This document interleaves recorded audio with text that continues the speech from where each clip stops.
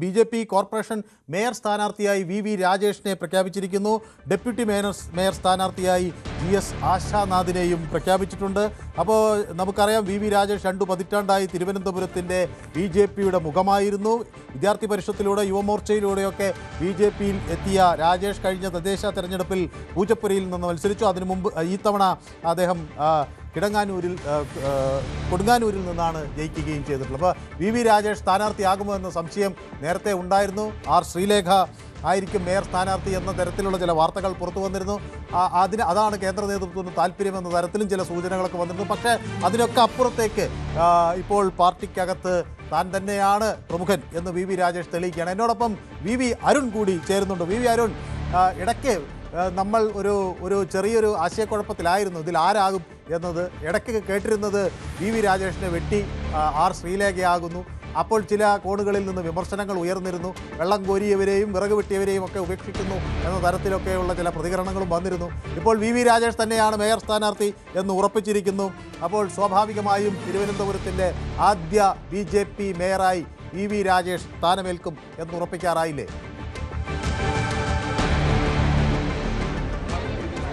തീർച്ചയായിട്ടും ആ ചരിത്ര നിയോഗം എന്ന് തന്നെ BJPക്കാർ വിശേഷിപ്പിക്കുന്നതാണ് തലസ്ഥാന നഗര ഭരണം പിടിക്കുന്നത്. ശരിക്കും അതൊരു ചരിത്രം തന്നെയാണ്. പതിറ്റാണ്ടുകൾ നീണ്ട ഇടത് ഭരണം CPM ഭരണത്തിന് അവസാനം കുറിച്ചുകൊണ്ടാണ് BJP തിരുവനന്തപുരം നഗരസഭയിൽ വലിയ ഭൂരിപക്ഷം ത്തോടുകൂടി അധികാരത്തിൽ വരാൻ പോകുന്നത്. നാളെയാണ് മേയർ തെരഞ്ഞെടുപ്പ്. പക്ഷേ BJPക്ക് അനായാസം മേയർ തെരഞ്ഞെടുപ്പിലും വിജയിച്ചു വരാൻ കഴിയുന്ന രാഷ്ട്രീയ സാഹചര്യമാണുള്ളത്. അപ്പോൾ ആരാകും മേയർ എന്നത് ആദ്യഘട്ടം മുതൽ ചർച്ചയായിരുന്നു. തെരഞ്ഞെടുപ്പ് ഘട്ടം മുതൽ 2 പേരുകൾ തന്നെയാണ് ഉയർന്നു നിന്നത്. ഒന്ന് VV രാജേഷ്, മറ്റൊന്ന് R ശ്രീലേഖ, മുൻ DGP കൂടിയായ R ശ്രീലേഖ. ശ്രീലേഖയെ പോലെ ഒരാളെ ഒരു കൗൺസിലർ മാത്രമായി BJP ഒതുക്കുമോ? അതുകൊണ്ട് അവർ മത്സരിച്ച് തന്നെ മേയർ സ്ഥാനത്തേക്ക് അവരെ കൊണ്ടുവരാൻ തന്നെയാണ്. സുരേഷ് ഗോപി അടക്കമുള്ള പ്രധാനപ്പെട്ട നേതാക്കളൊക്കെ പല പൊതുയോഗങ്ങളിലും പറഞ്ഞത് BJPയുടെ തലസ്ഥാന നഗരത്തിന്റെ പ്രധാനപ്പെട്ട ചുമതല വരാൻ പോകുന്നയാളാണ് R ശ്രീലേഖ എന്ന് പരസ്യമായി തന്നെ പറഞ്ഞുകൊണ്ട് ശ്രീലേഖ മേയറാകുമെന്ന് ഉറപ്പിച്ച സൂചനകൾ നൽകിയിരുന്നു. പക്ഷേ അവസാനം തീരുമാനം വലിയൊരു ടെസ്റ്റ് തന്നെ ഉണ്ടായെന്ന് വേണമെങ്കിൽ പറയാം. ആദ്യഘട്ടത്തിൽ VV രാജേഷിന്റെ പേര് തന്നെയായിരുന്നു മുൻതൂക്കം. കാരണം അദ്ദേഹം BJPയുടെ സംസ്ഥാന സെക്രട്ടറിയാണ്, തിരുവനന്തപുരം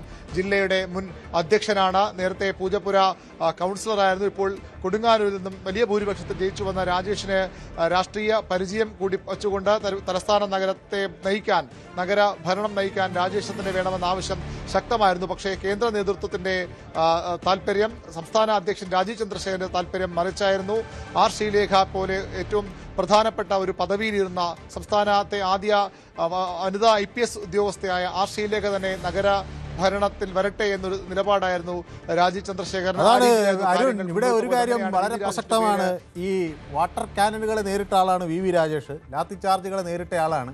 അടികൊള്ളുകയും കേസിൽ പ്രതിയാവുകയൊക്കെ ചെയ്തത് VV രാജേഷ്. ഒടുവിൽ വിജയം വന്നപ്പോൾ അത് നാളിതുവരെ പോലീസ് തലപ്പത്തൊക്കെ ഇരുന്ന ശ്രീലേഖയ്ക്ക് പോകുമ്പോൾ സാധാരണക്കാരെ അണികളെ വേദനിപ്പിക്കും ആ തീരുമാനം എന്ന് BJP മനസ്സിലാക്കിയതാണോ? അതോ രാഷ്ട്രീയപരമായ വരുന്ന വിവാദങ്ങൾ ചെറുക്കാൻ ഒരു രാഷ്ട്രീയ മികവുള്ള ആൾ തന്നെ വേണം എന്ന തോന്നലാണോ? എന്തുകൊണ്ടാണ് VV രാജേഷിലേക്ക് വീണ്ടും കാര്യങ്ങൾ എത്തിച്ചേർന്നത്? ഇത് രണ്ടും ഉൾപ്പെടെയുള്ള കാരണങ്ങൾ, ഇതിന് പുറത്തേക്കുള്ള കാരണങ്ങളും ആ തീരുമാനത്തിന് പിന്നിലുണ്ട്. VV രാജേഷിനെ സ്വാഭാവികമായി ആദ്യഘട്ടം പോയി പരിഗണിക്കുമ്പോൾ ശ്രീലേഖ എന്ന എതിർപ്പേര് സജീവമായി തന്നെ നിലനിന്നിരുന്നു. പക്ഷേ VV രാജേഷിനെ പരിഗണിക്കാതെ ശ്രീലേഖയിലേക്ക് പോയത് രാജീവ് ചന്ദ്രശേഖരന്റെ ഏകപക്ഷീയമായ തീരുമാനം എന്ന തരത്തിൽ പോലും വ്യാഖ്യാനിക്കപ്പെട്ടു. സംസ്ഥാനത്ത് രാജീവ് ചന്ദ്രശേഖരന്റെ വിരുദ്ധ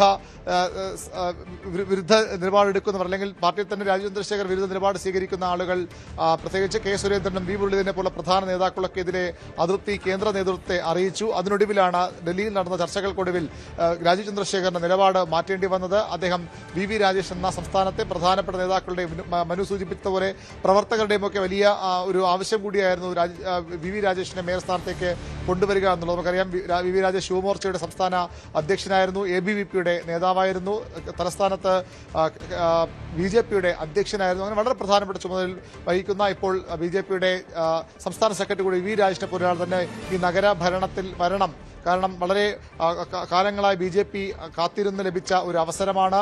ചരിത്രം മാറ്റിയെഴുതി BJP അധികാരം പിടിച്ചതാണ്. അവിടെ ഒരു കാരണവശാലും വീഴ്ചകൾ ഉണ്ടാകാൻ പാടില്ല. കാരണം BJPയുടെ ചെറിയ വീഴ്ചകൾ പോലും വലിയ രീതിയിൽ ഉയർത്തിക്കാട്ടുമെന്ന ഉറപ്പാണ്. പ്രതിപക്ഷം, നഗരസഭയിലെ പ്രതിപക്ഷം എന്ന് പറയുന്നത്, പ്രതിപക്ഷം എന്ന് പറയുമ്പോൾ സ്വാഭാവികമായും രണ്ട് കൂട്ടരും LDF UDF രണ്ട് പ്രധാനപ്പെട്ട മുന്നണികളും അതിശക്തരായ തന്നെ അവരുടെ പ്രധാനപ്പെട്ട നേതാക്കൾ തന്നെ കൗൺസിലുണ്ട്. അങ്ങനെ എതിർപക്ഷം ശക്തമായിരിക്കുമ്പോൾ ഭരണത്തിന് നേതൃത്വം കൊടുക്കുന്നവർ മേയർ സ്ഥാനത്തേക്ക് വരുന്നയാൾ ആ രീതിയിൽ രാഷ്ട്രീയ പരിചയമുള്ളവരാകണം. ശ്രീലേഖ ഭരണപരിചയമുണ്ട്, അത് പോലീസ് ഭരണമാണ്. നമുക്കറിയാം പോലീസുകാരുടെ രീതിയും പോലീസ് ഭരണത്തിന്റെ രീതിയും ഒക്കെ നമുക്ക് അറിയാവുന്നതാണ്.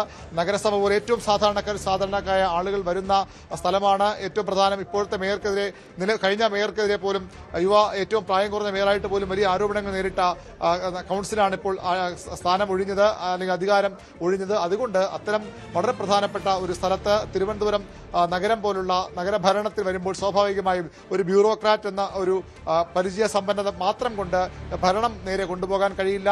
എതിരാളികൾ ശക്തരാണ്. ഇടതുമുന്നണിയുടെ 29 കൗൺസിലർമാരുണ്ട്, അതിൽ ജില്ലാ കമ്മിറ്റി അംഗങ്ങൾ അടക്കമുള്ളവരുണ്ട്. കഴിഞ്ഞ തവണയൊക്കെ വളരെ പ്രധാനപ്പെട്ട ചുമതലയിരുന്ന നേതാക്കളുണ്ട്.